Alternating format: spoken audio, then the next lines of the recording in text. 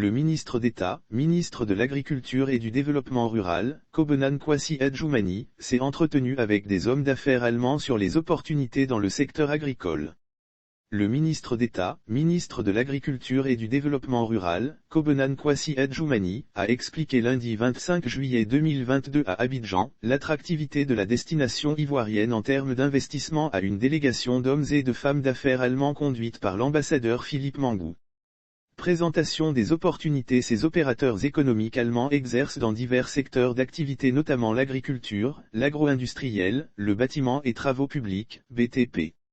Le ministre d'État leur a présenté les avantages fiscaux ainsi que la disponibilité d'une main-d'œuvre qualifiée et jeune pour l'accroissement de leurs activités. La taxation ne sera pas de mise puisqu'il y a des exonérations qui sont accordées à toutes les personnes qui viennent pour investir en Côte d'Ivoire, a-t-il rassuré. À ce titre, M. Adjoumani a encouragé ses opérateurs à s'installer en Côte d'Ivoire, promettant que toutes les dispositions sont prises par le président de la République, Alassane Ouattara, et le gouvernement pour la bonne marche de leurs activités, dans la paix et la stabilité. L'ambassadeur de la Côte d'Ivoire en Allemagne, Philippe Mangou, s'est dit disposé à aider ses opérateurs à investir dans le pays pour contribuer à la création d'emplois. L'année dernière, nous sommes venus avec des Allemands et des Tchèques. Cela entre dans le cadre de la mission que son Excellence le Président de la République a bien voulu nous confier, la diplomatie économique en dehors bien sûr de la mission traditionnelle de la diplomatie. Ils sont heureux parce que la Côte d'Ivoire compte beaucoup pour l'Allemagne, a indiqué l'ambassadeur.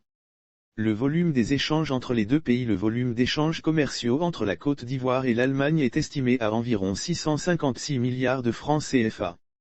Dans ce même cadre de coopération, la reine des Pays-Bas, Maxima Zorreguieta Cerruti, avait réitéré l'engagement de son pays à œuvrer pour la numérisation et la digitation des chaînes des filières agricoles en Côte d'Ivoire, lors d'une rencontre d'échange avec le ministre Adjoumani, mardi 14 juin 2022 à Abidjan, en marge de Africa CEO Forum. Des opérateurs économiques turcs ont également exprimé leur volonté d'investir dans le secteur agricole ivoirien, le 27 mai 2022, lors d'une rencontre d'échange avec le ministre d'État à son cabinet. IP